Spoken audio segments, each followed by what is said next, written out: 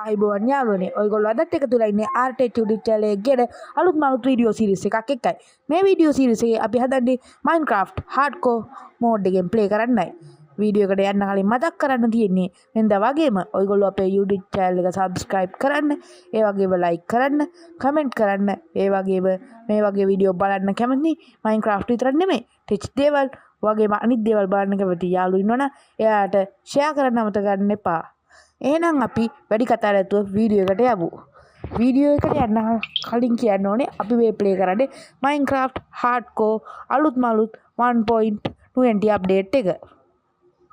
මේකදී අපි full diamond armor එකක් හදන්න යනවාද mining කරන්නේ නැතුව. අපි මුලින්ම world එකක් create කරගමු. අනේ නොවිච් කෙනෙක් මූමට කරදර කරයිද? ඔව් ඇසිඩ් ගහනවා ඉබඩයි බේරිබු මේ යමු. ඔව් බැරුඩා හඩ්කෝ දවස් 500ක් ඉන්න එක තමයි මේකේ ටාස්ක් එක අපිට තියෙන. ඒකෙදී අපි තව පොඩි පොඩි ටාස්ක් උත් වීඩියෝ වලදී කරන්න බලාපොරොත්තු වෙනවා. අපි ආයෙත් ස්පෝන් වුණා. මෙතන කෙලිමලා වලක් තමයි ස්පෝන් වුනේ. අපි මුලින්ම ස්පෝන් බ්ලොක් එක මාක් කරගමු. අපිට පස්සේ ප්‍රයෝජනවත් වෙන්න. කුකුලෙක් උන්ට මලක් දෙන්න ඕනේ නෑ. අපි විලේජ් එකක් හොයාගමු දැන් ඉක්මනට. මේ පැත්තෙන් ගියොත් හරි.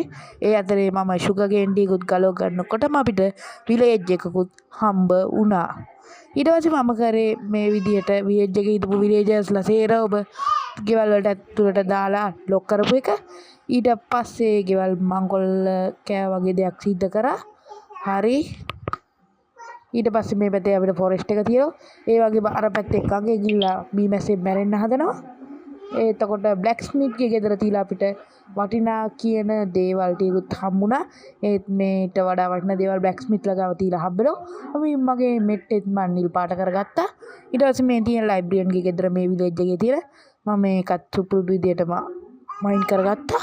ඊට පස්සේ මම මෙතන පොඩි බේස් එකක් හදාගත්තා.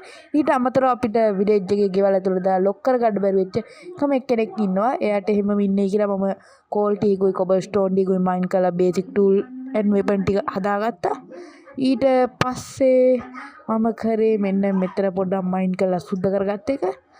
ඊට පස්සේ මං ඉදිරියට එන ආහාර ප්‍රශ්නෙට විසඳුමක් විදියට පුංචි පහේ ක්‍රොප් ෆාම් එකක් හදාගත්තා.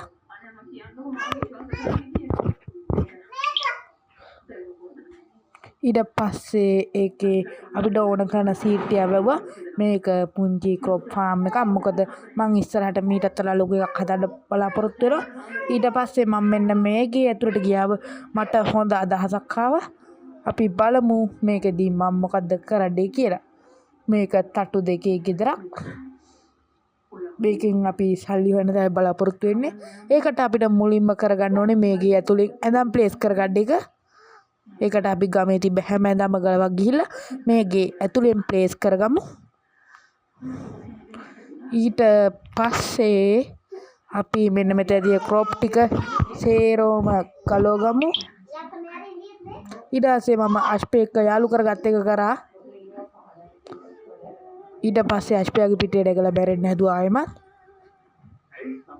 ඊට පස්සේ අපි දෙන්න හොඳම යාළුවෝ වුණා. මැරෙන්න හැදපු ඉන්න හොඳම යාළුවෝනේ.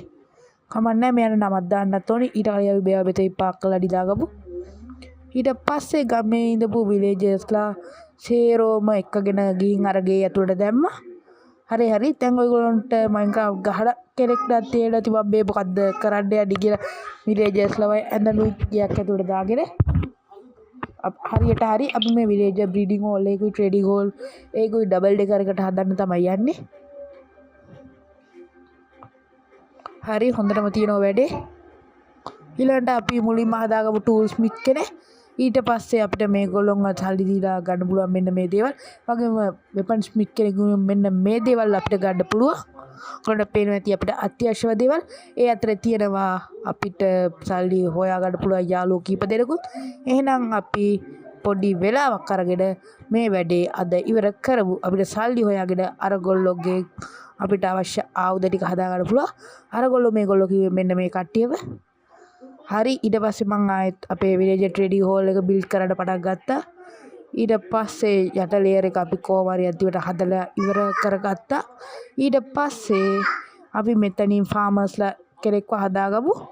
හරි එයාට වැරදුනා සභා වෙන්න. අයියෝ මෙයා මිල වැඩි කළා. මෙයාව හරියන්නේ නැහැ. අලුත් එකෙක් හදමු. කවුද ළඟට එන්නේ? මෙයා අල 26කට ඩයමන්ඩ් දෙනවා. අපි එහෙනම් තියෙන අල ටික ඩයමන්ඩ් වලට හරවගමු. මොකද්ද ඔයා යට යන්න. හරි ඊළඟට වෙපන් ස්මිත් කෙනෙක්.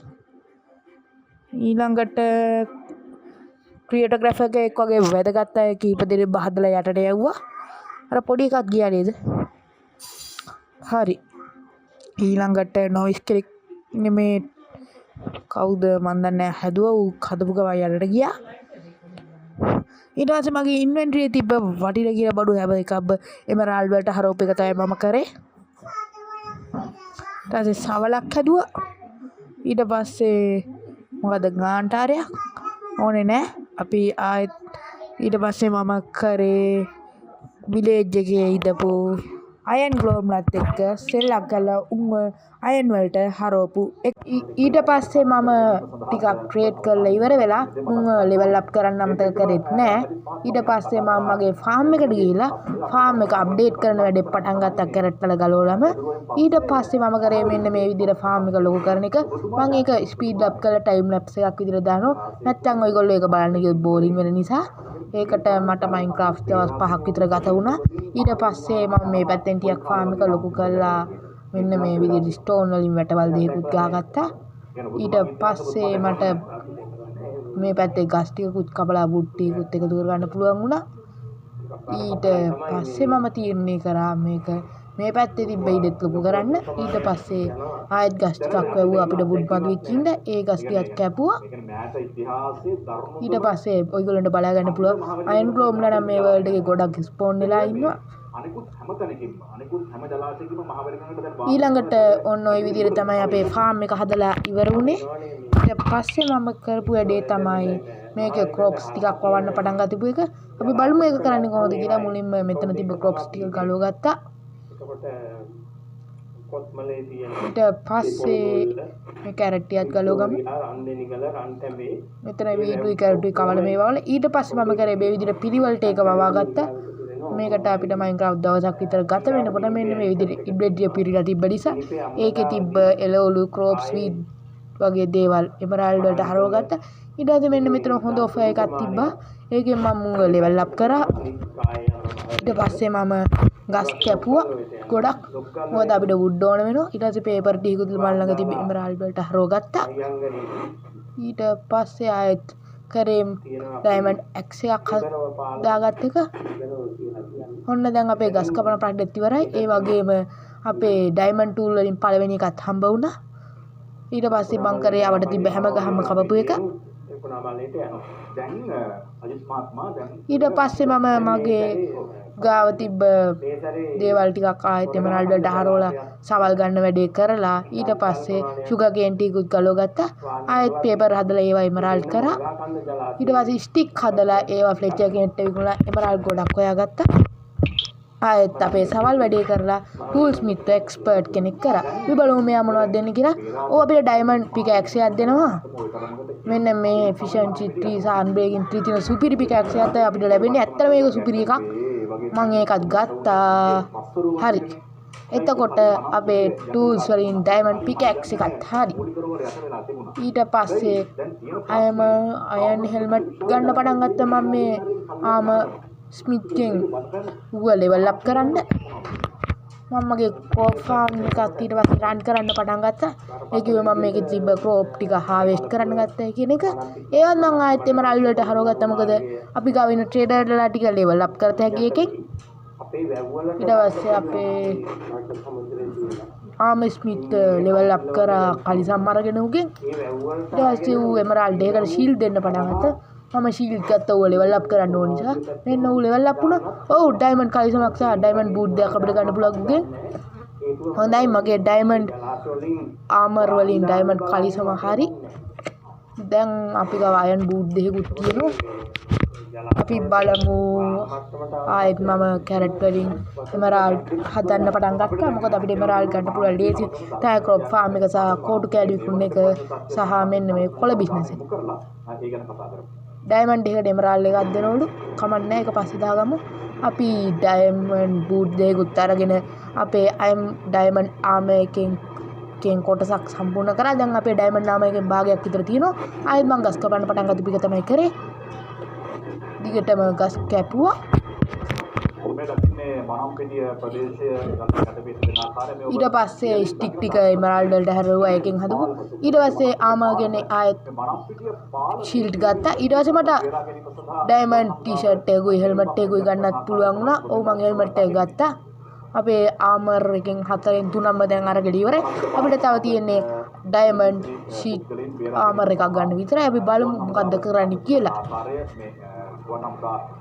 හරි. අපිට දැන් ඩයමන්ඩ් ආයුධ ගන්න කලින් අපි පොඩි වැඩක් කරමු. ඒ තමයි ඩයමන්ඩ් චෙස් ප්ලේට් එක තමයි අපිට ඕනේ ඊළඟට. අපි මෙන්න මේ කැරට් ටික ආයෙත් පුරුදු විදිහට ඩයමන්ඩ් වලට හරවගමු. කො අපේ ඉන්නවා කැරට් දෙනෙක් ඉන්නවා.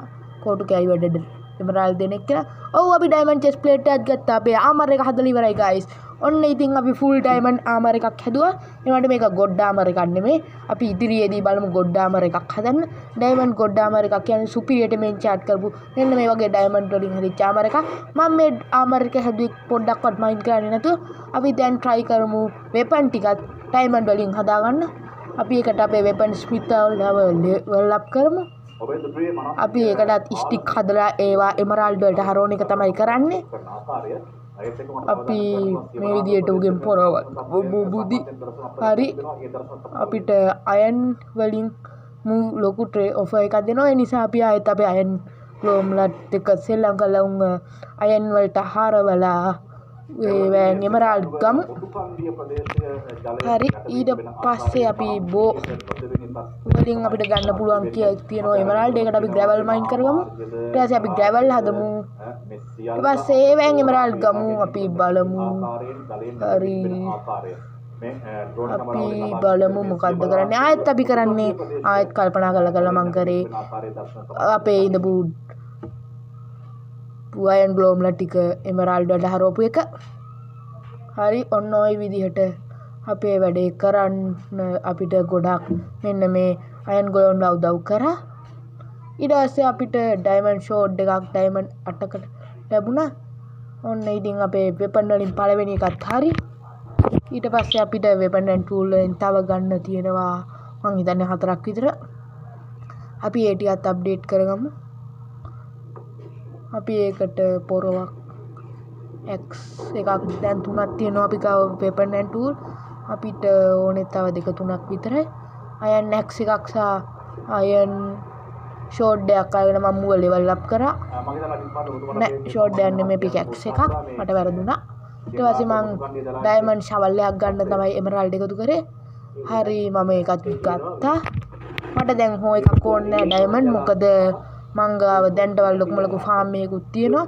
දැන් මගේ ඩයමන්ඩ් ආමර් සෙට් එක හදලා ඉවරයි. යාළුවනේ වීඩියෝ එක බලවට ස්තුතියි. අපි ඊළඟ වීඩියෝ එකෙන් බලමු ඉස්සරහට මොනවද කරේ කියලා. මං ඊළඟ වීඩියෝ එකෙන් අයන් ෆාම් එකක් හදනවා. ඉතින් අපේ YouTube channel එක subscribe කරලා එකතු වෙලා ඉන්න. ඊළඟ වීඩියෝ එක ඉවර වෙනකම් thank you.